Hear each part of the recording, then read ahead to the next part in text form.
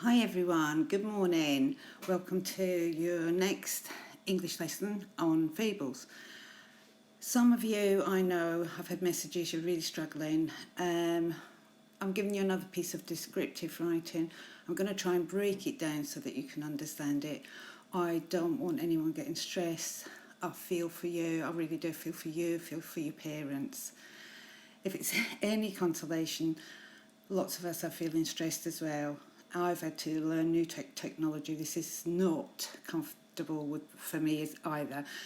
So thanks to Miss Rump for helping me and giving me extra lessons at school.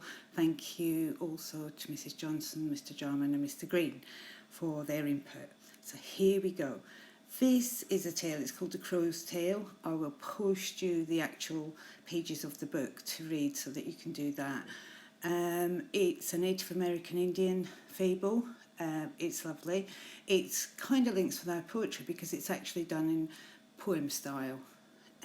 Today we're not going to write in poetry style, we're just going to look at a piece of description in this. So the learning objective today is to learn how to write a descriptive passage using fronted adverbials, prepositional phrases and conjunctions. So the piece that we're going to look at today is a piece where the crow has been to the sun and he's on his way back, and once you've read the book you'll understand, and I'm hopefully going to try and read it in a video.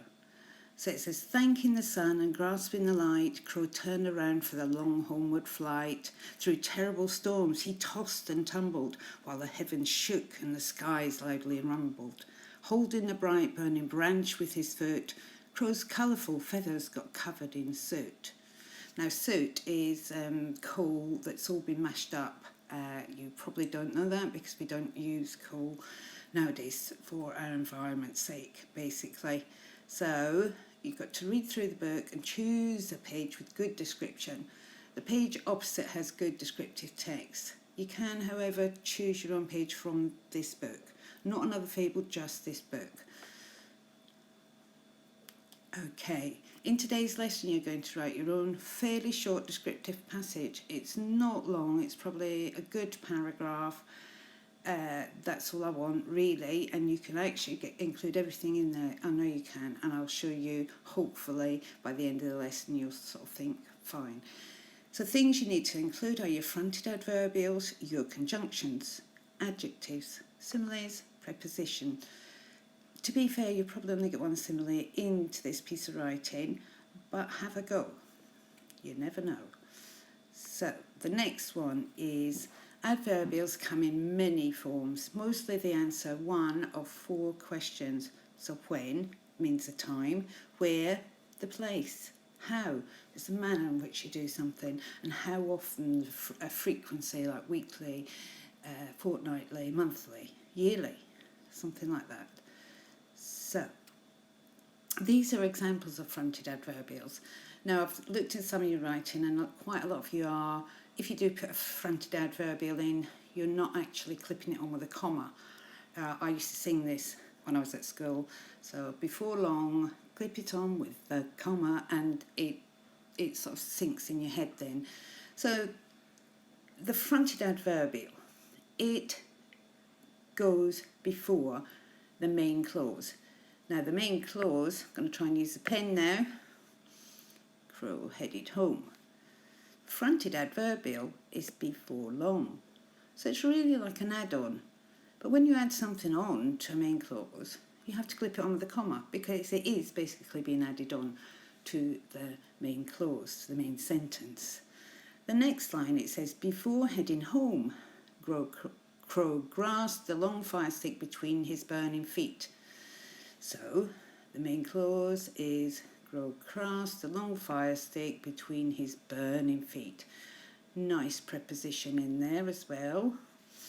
So, the fronted adverbial here is before heading home. That's been added at the front of the main sentence. It's because the main sentence makes sense if you read it on its own. Crow grasped the long fire stick between his burning feet. So we've added on before heading home. So it's an add-on. Always think an add-on. This one at the bottom, is added on at the front and it's added on at the end, adding at the front using a fronted adverbial, and then we've used a nice conjunction to add on at the end of the main clause. So we've got an add-on at the front, we've got an add-on at the end.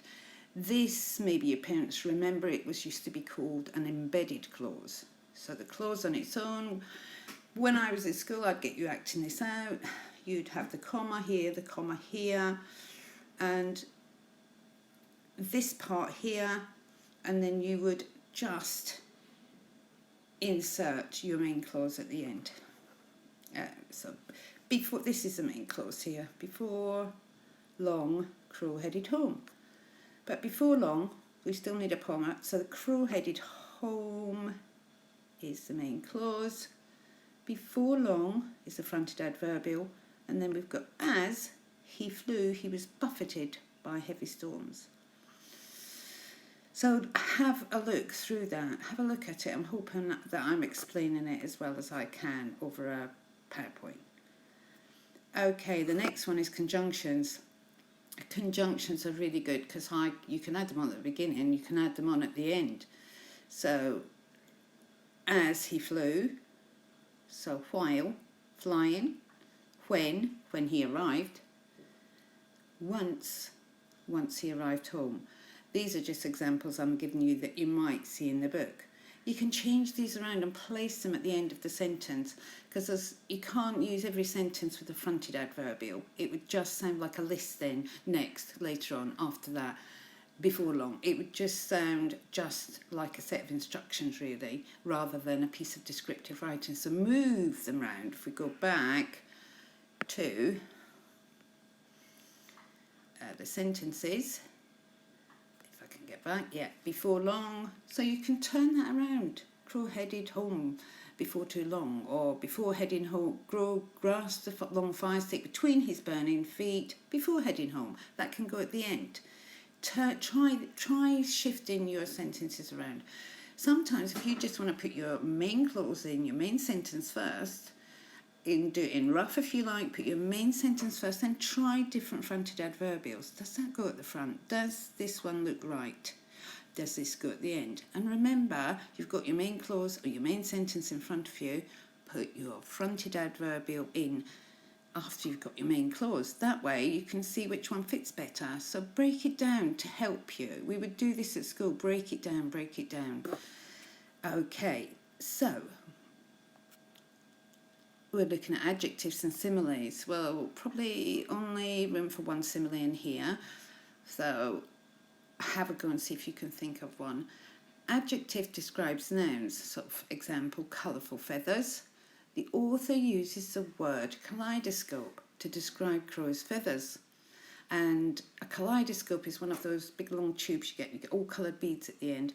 And if you turn it and look in it, it just changes colour. It's just a beautiful word to describe how colourful crow's feathers are. They've also done a bit of alliteration there. Bright burning branch. So they've used two nice adjectives there to describe the branch. So we've done quite a bit of that in school. Similes, when we use the simile, now we've covered these in class, we use the words like or as. They're the words used for similes. So Crow arrived home, comma, as quick as a flash. Because Crow arrived home is a sentence, so you're adding on as quick as a flash. And the next one is the heavens shook, like an earthquake. So watch those commas, insert those commas where they need to be inserted. So you've got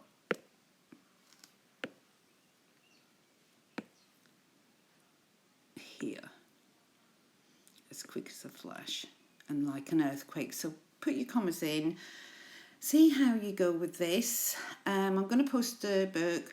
I'm also going to hopefully be able to read the story and video it. If I don't, it's because it won't work, because I have to send everything to Mr. Green to try and upload and condense, because it won't go on for me. So have fun, don't stress, just try this out. Look at the passage, it's fairly short, short piece of description. It's not the amount you write, it's the contents that's important. So use your fronted adverbial, use your nice describing words, your adjectives, use a simile. You know, you can get some lovely work in just a short paragraph. So good luck with this, and I shall speak to you soon.